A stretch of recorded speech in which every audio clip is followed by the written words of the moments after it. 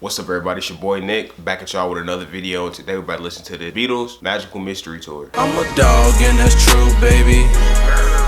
Can we call this here a truce, baby? And you know I got the juice, baby. And you see me and it's cool, baby.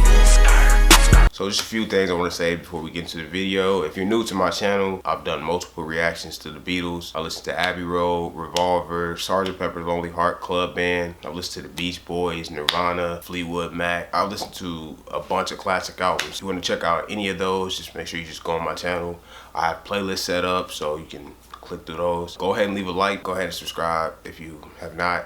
Turn on my notifications to be notified every single time that I upload, man. Make sure you follow me on all my social medias. And without further ado, let's get to the first track, Magical Mystery Tour.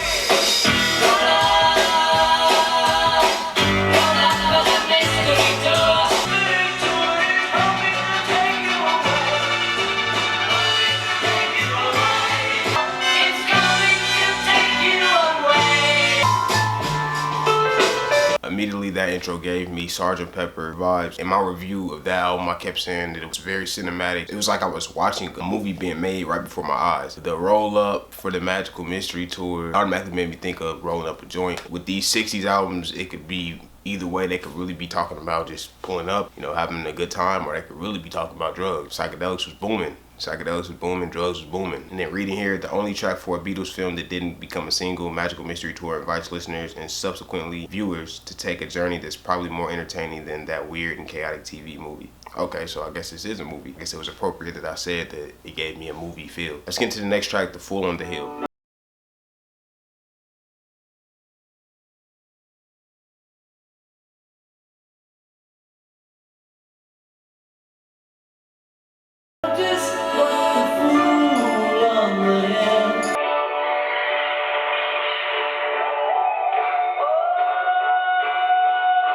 A very soothing track, a musical massage. Slow my heartbeat down and everything. A lot of y'all say that I'm more of a Lennon fan, just the songs I gravitate towards more. Call me a Lennon Knight and everything, but Paul McCartney, man, he gets me. Let's get to track number 3, Flying.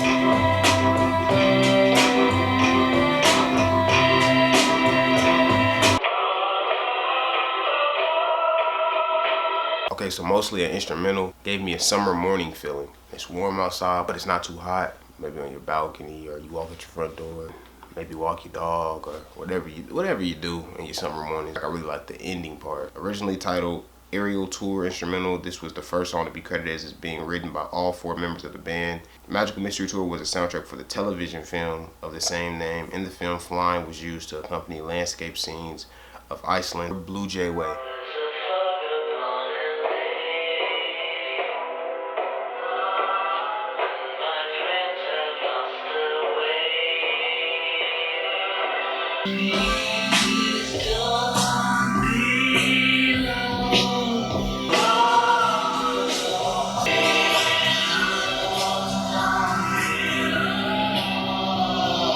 That song gave me an eerie feel, just the way it was structured. It comes in, there's a fog over LA, and it literally feels like the song sounds foggy. And then they have this like reverse effect, the effect that they put on the vocals after the first little verse. When they start saying, please don't be long, it just gave me like a little eerie feeling. I can definitely tell how much the Beatles influenced a lot of psychedelic bands and stuff like Tame Impala. I even said this back in the Abbey Road reaction, how I could definitely tell how Kevin Parker was inspired by the Beatles, you know what I mean?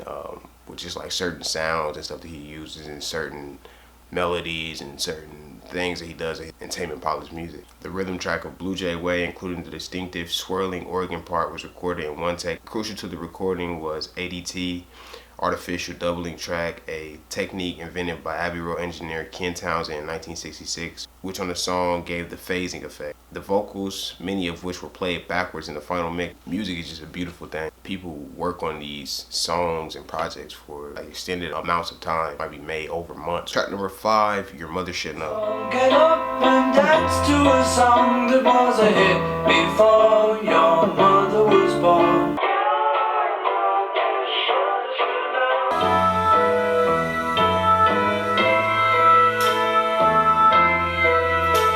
If you watch my videos, it should come to no surprise to you how much I enjoyed the guitar, drum, vocal combination in that song. During the performance of Your Mother Should Know in the film Magical Mystery Tour, Paul is seen wearing a black rose as opposed to the red ones worn by the Beatles. That has been thought of as a reference or a clue to the Paul is Dead myth. Paul is Dead is an urban legend and a conspiracy theory, a legend that Paul McCartney of the English rock band The Beatles died in November 1966 and was secretly replaced by a lookalike. And it's interesting because the other day I had watched a video, I guess like some paparazzi, they went up and started recording Paul McCartney, was asked him how he felt about Lennon's death. And then I was reading some of the comments, people were like, oh, that wasn't really Paul McCartney and all this stuff. Like, cause I really don't know nothing about these conspiracy theories, you know what I said? Like, I'm a fairly new listener to the Beatles, you know what I mean? I started listening to them maybe a month or two ago, so. Track number 6, I Am The Walrus. Oh yeah.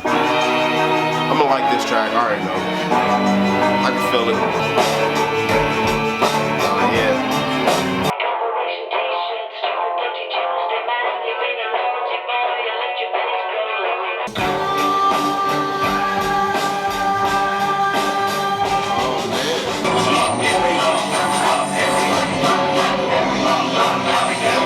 Okay, so that's my favorite track so far. Rather interesting lyrics with the goo goo gajoob and ho ho ho hee hee hee ha ha ha's in the back or whatever they was doing. Corporation t-shirt, stupid bloody Tuesday, man, you've been a naughty boy, you let your face grow long. Although the lyrics can come off as random, I just like how they're pieced together. And at the end of the song, it made me feel like I was getting abducted by aliens or something. I don't know what was going on. I Am The Walrus was made up of 3 distinctly different songs. The first is the beginning of the song, which John was given the idea by hearing distant police sirens. The second song was about John sitting in his garden at home. The third was a song which was invented after John learned that a teacher was having his students study Beatles songs for meaning. John created this song with nonsense lines. John later said, let the students work that one out. I Am The Walrus is notorious for being one of the first rock songs to use an orchestra. So the Beatles were just very innovative. They were the first to do a lot of different things. They inspired a lot of different music. I noticed that in the third verse it said pretty little policemen in a row, and it said see how they fly like Lucy in the sky. And I believe they have a song called Pretty Little Maids in a Row, and I know they got a song called Lucy in the Sky with Diamonds. So I like how they reference other songs they had. So let's get into track number 7, Hello Goodbye.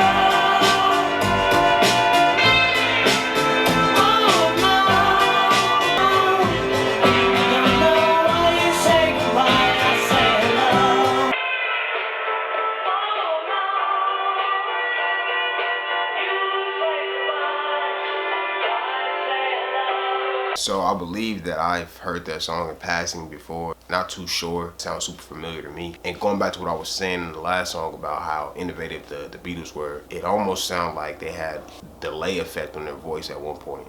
I might have just been tripping, but that's what it sounded like to me. And the song discusses the concept of duality and how everything has an opposite. McCartney said the following to Disc magazine in the year of the release: the answer to everything is simple. It's a song about everything and nothing. If you have black, you have to have white.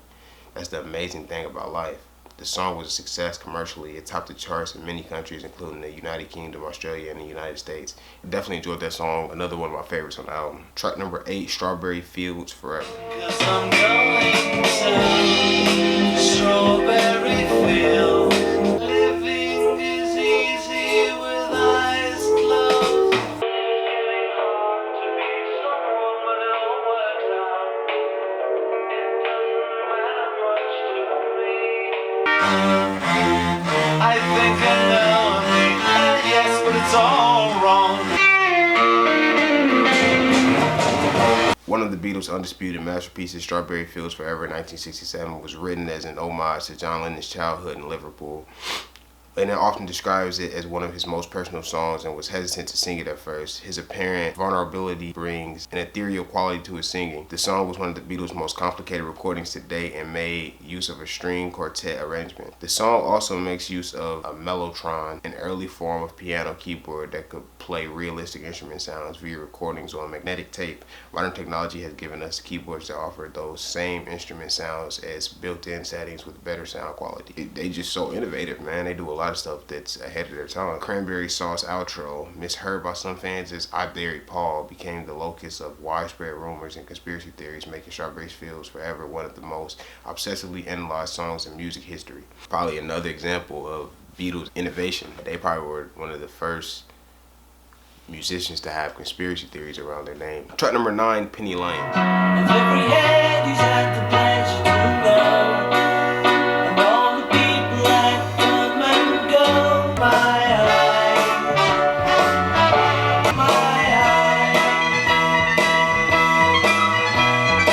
Really a big fan of that instrumental. I could have just listened to the instrumental without the vocals and still enjoyed it, but that vocals gave it the extra push.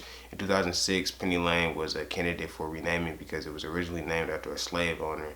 Due to its historical significance in pop culture, however, the name was preserved. Okay, I like the song, but if Penny Lane was a slave owner, fuck him, or fuck her, or fuck whoever it was. Track number 10, Baby You're a Rich Man.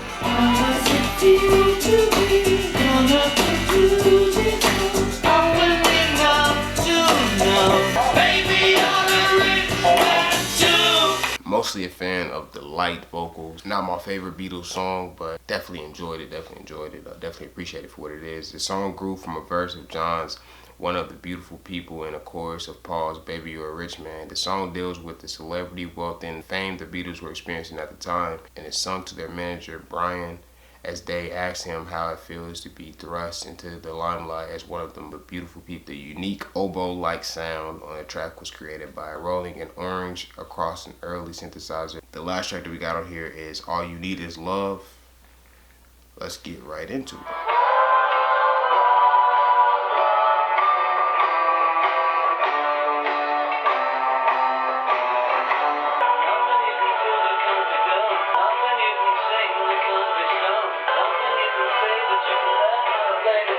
All you need is love. Really enjoyed a lot of different elements on that song. Vocals, the writing, the many different sounds. I even like how it kind of sped up at the end. There's nothing you can do that can't be done. Nothing you can sing that can't be sung. Nothing you can say, but you can learn how to play the game. It's easy. Nothing you can make that can't be made. No one you can save that can't be saved. Nothing you can do, but you can learn how to be you in time. It's easy. But I hope you guys enjoyed that video. If you did, please leave a like down below. Go ahead and subscribe if you have not. Everything that I said at the beginning of the video. Another Beatles album that I enjoyed. I don't think I'm going to dislike any Beatles albums because I appreciate how innovative and creative that they were. Yeah. Squad, squad, squad. Gang, gang, gang. It's your boy Nick T. And I'm out this thing.